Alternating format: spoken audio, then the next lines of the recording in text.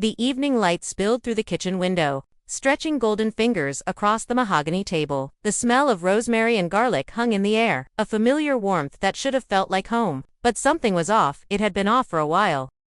I sat at the head of the table, my fingers drumming absently against my whiskey glass, watching my wife move around the kitchen. Claire hummed softly as she ladled pasta onto plates, her back to me, her movements too precise, like a performer hitting her marks. I used to know every nuance of her. The way her shoulders tensed when she was anxious, the way her fingers played with the hem of her blouse when she was keeping something from me. Lately those little tells had been more frequent.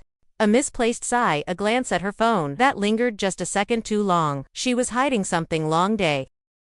I asked, my voice even. She turned, flashing me a too bright smile. Yeah, just work. You know how it is. I did. I knew exactly how it was because I had been watching. Claire had always been good at lying.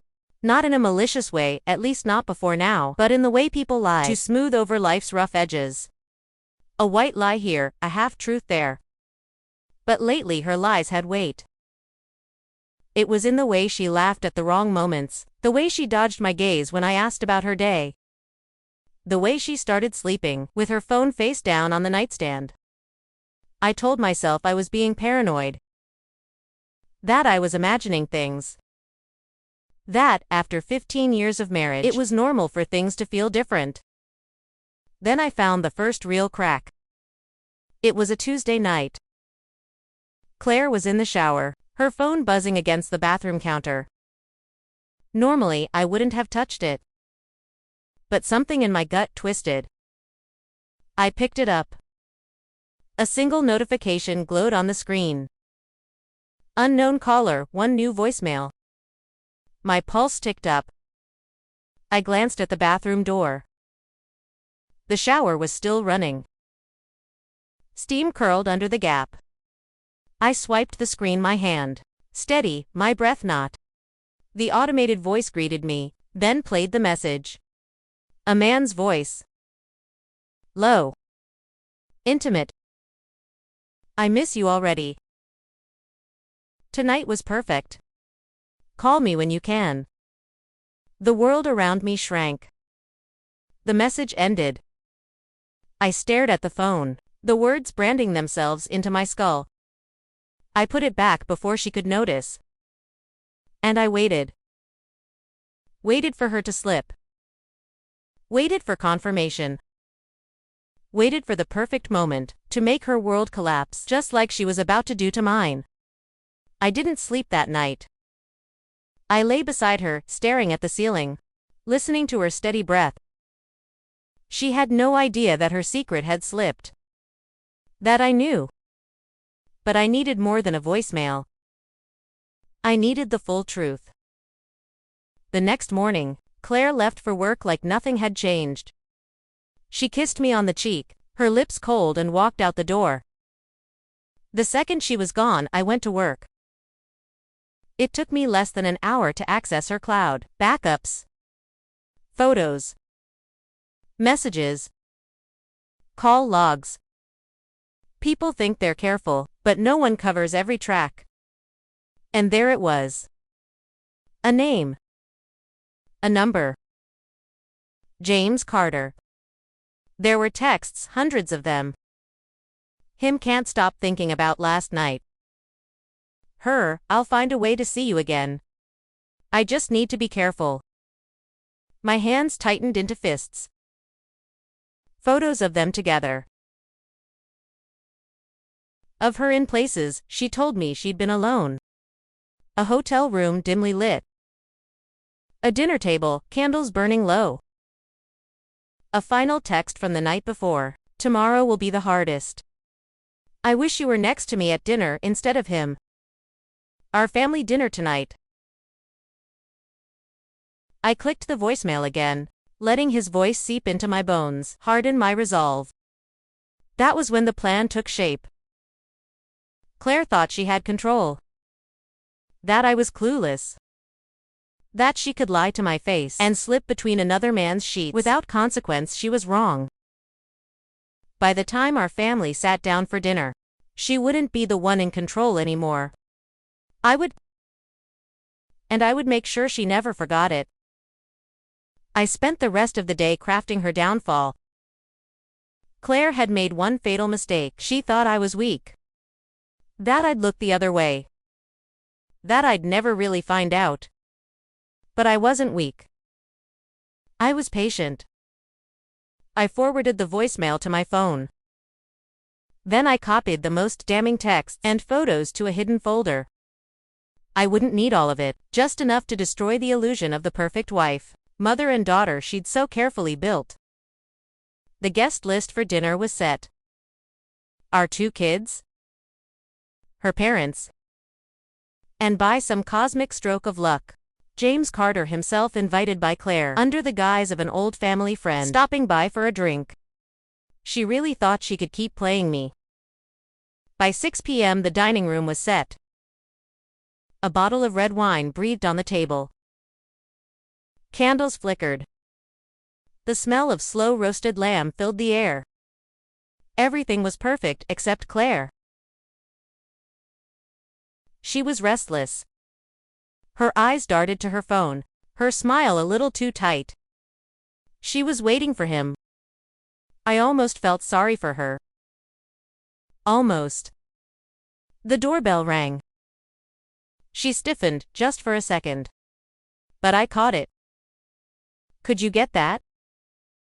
she asked, her voice casual. I nodded. Walked to the door. Opened it.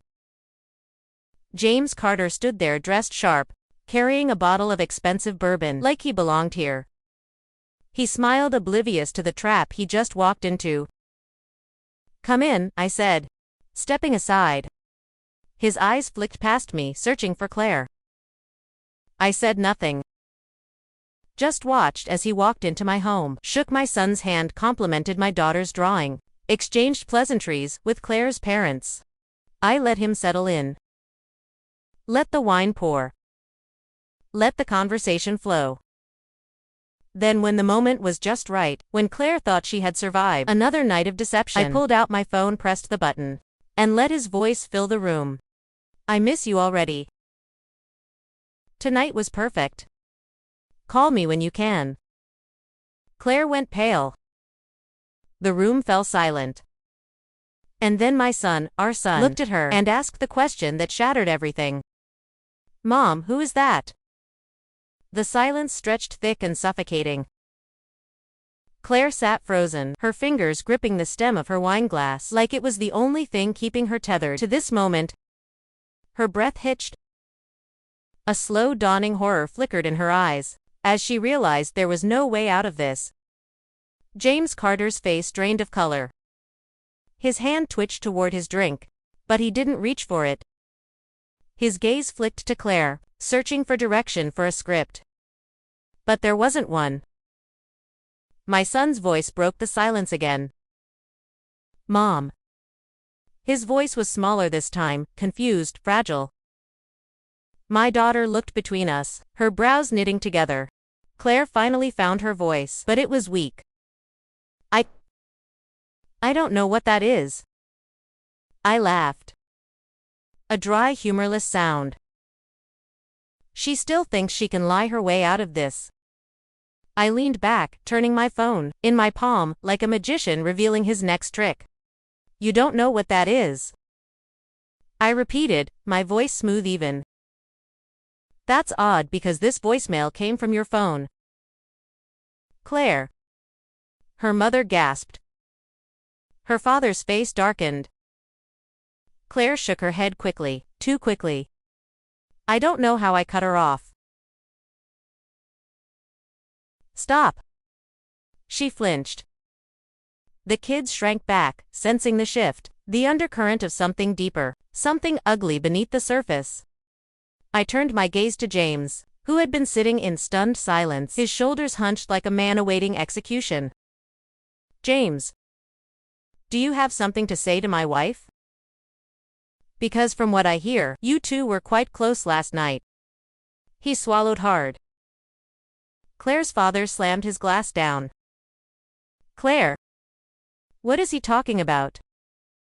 My wife opened her mouth, closed it. Her breath came in shallow gasps. She was unraveling right in front of me. I let the moment stretch, let her choke on her own guilt. Then I leaned in, voice lower, razor sharp. How long, Claire? Tears welled in her eyes. She shook her head, a silent plea. I smiled. Don't worry. If you can't answer, I have more proof. Would you like me to show the pictures? And that was when she broke. Claire crumbled. A choked sob escaped her lips as she dropped her face into her hands. The weight of her lies, of her deception, crushed her. In front of everyone she had fooled for so long. James looked like he wanted to disappear. He shifted in his seat, hands gripping his knees, but I wasn't done with him yet. You should go, I said, my voice eerily calm. He hesitated, glancing at Claire as if she might save him. But she was drowning in her own wreckage. She couldn't even lift her head. I didn't look at him again, as he stood and shuffled toward the door. When it clicked shut behind him, the silence returned. Heavy. Final. Claire's parents wouldn't look at her. My son stared at his plate, his small hands clenched into fists. My daughter whispered, "Mommy." But Claire had no answers left to give. I stood, picked up my phone and walked away. I didn't need to hear her excuses. Didn't need to stay in this broken place any longer. Claire had destroyed us. But she had also freed me. And for the first time in a long time, I was ready to start over,